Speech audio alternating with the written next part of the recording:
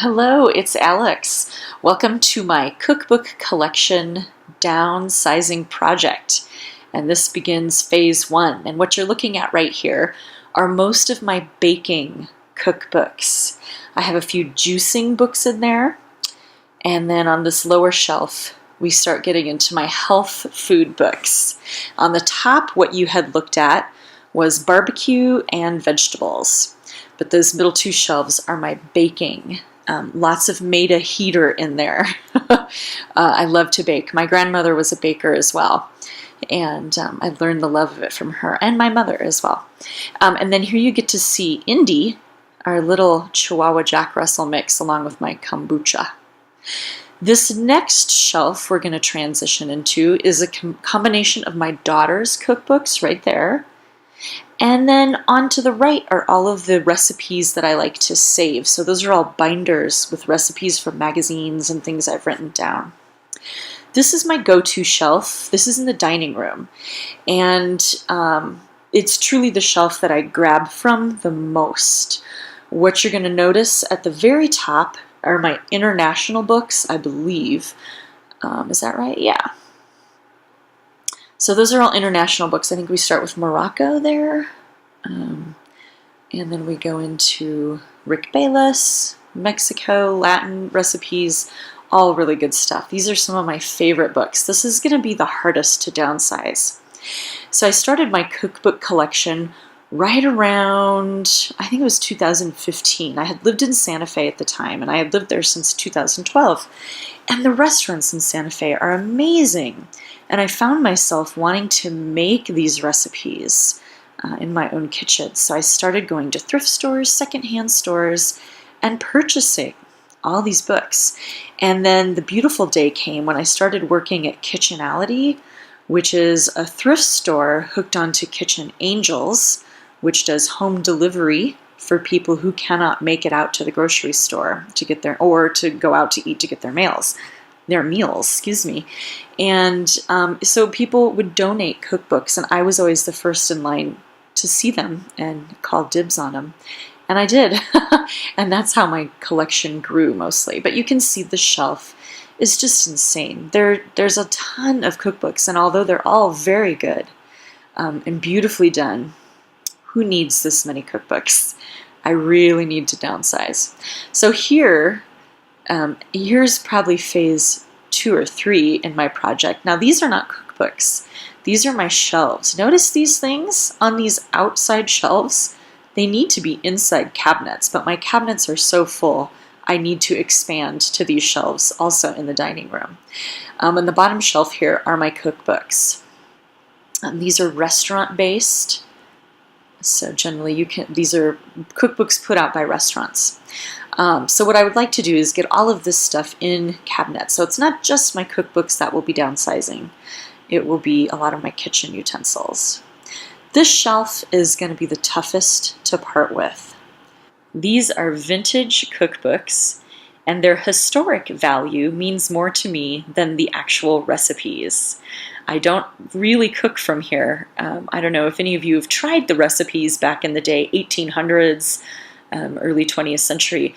They weren't necessarily made to taste well, at least in America.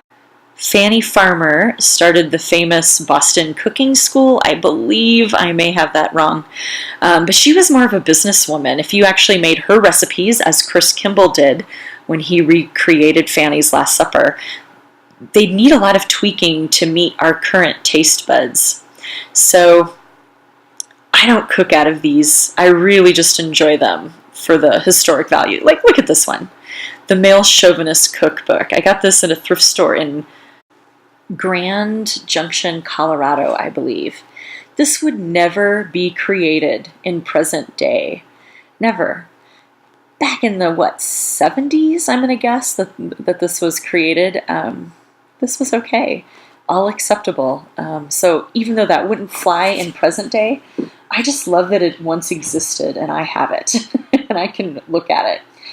Here's one I got for my partner. A Wolf in Chef's Clothing. It's a cookbook for men, and it has pictures in it because, men are simpletons and they don't belong in the kitchen. This is Graham Carr. He, I believe, did the show in Australia, even though he was English. But he was one of the first, along with Fanny Craddock, to get their cooking show, to be on TV and show how to cook on TV. He had a marvelous time. He was, I believe, drunk most of his show and drank right there with people. Here's some really cute ones. These are for kids. It's the Betty Crocker party book. Actually, I don't know if that one is for kids as much as this one is here. This is the... Oh, am I not going to show it? I need to work on my camera work here. So the I Hate to Cook cookbook. There you can see them all. These are just great. I love looking back at these and seeing what were the fads, what were the food styles back in the day. Yeah, it's just so rich in history. I would never go to these to cook anything as much as just enjoy them for their historic value. And here we come to the biggest curiosity in my cookbook collection. So you might be playing detective here and notice, yep, we're in a different location. These are the books that do not fit in the house. So that's right, they have to go in the garage. I have so many cookbooks, they don't even fit in the house. So out here, what you see are going to be mostly Junior League and American regional cooking. Up at the top left here, oh yeah, I'm going to show it. These are my grandma's cookbooks. She recently moved into assisted living and all her cookbooks came to me, so I have to kind of sort through them. A lot of them are going to be the church variety, where people get together and put their recipes into a church book. This is my thematic magazines. So we've got Thanksgiving, I have Halloween in there, Christmas, holidays. Down here are going to be the magazine annuals, food and wine, you'll see there. Here's some more magazines. A lot of the America's Test Kitchen, Cook's Country, a lot of Chris Kimball stuff. Here's the American Regional. This is great stuff. I love it. I go to a lot of these cookbooks when I want to do a thematic. So maybe Cajun, Creole. I'll hit these. Here begins the Junior League. I decided it would be a great idea to try to collect every single Junior League cookbook on the market, which I think has reached 500. So this may represent 100 maybe of them, if even. So I have them split onto two shelves, north and south. So these are mostly southern you're looking at here, but these have just got to go. I love them, and probably not going to keep them. Back in the house.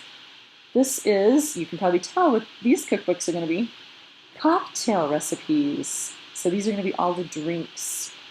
Mr. Boston, I have a couple of those, one vintage. So this is a shelf that's already been cleared off, and my camera did not focus. I apologize for the blur. These are all reference, and I need to go through these.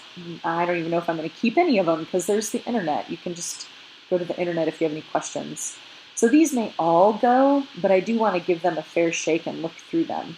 This ratio book I probably will hold on to. It'll be one of the last to go, but I don't foresee having to keep hold of it. It's the ratio of what makes different baked goods. And then over here, a few more. I've started going through them. So here's phase one, me going through cookbooks. There's Indy. And just seeing if there's any value that I absolutely have to hold on to these. Unfortunately not. So here's truly phase one. What I'm doing is I'm looking through these books. I'm finding a recipe that I think sounds great. And then I look at the ingredients. So here's egg fried rice. And then I use eatyyourbooks.com to find other cookbooks with the same recipe. And then I take those cookbooks, open them to that same recipe, and just choose which of these recipes is really going to fit my cooking style. Are they easy? Are the ingredients easy to find? So there's the Best International Recipes, another Chris Kimball book that has the fried rice. Here's another one.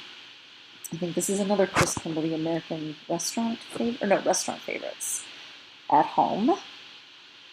And then up here on the top is going to be the Mark Bittman book.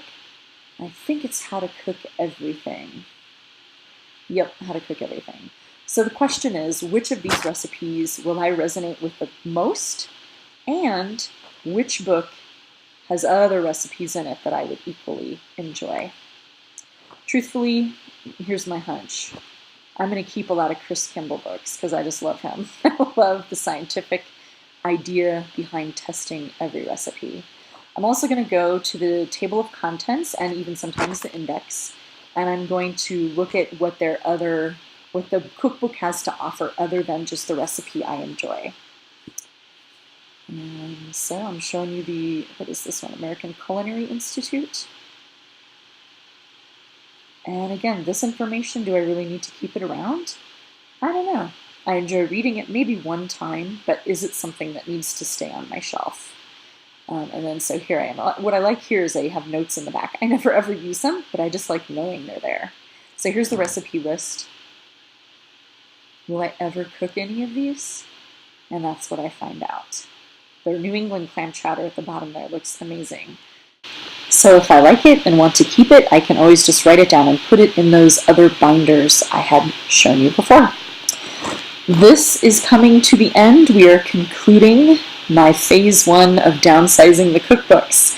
I hope you found a little bit of useful information. If not, I'm sure tickled pink and having fun. So thanks for watching, and look for part 2 coming soon.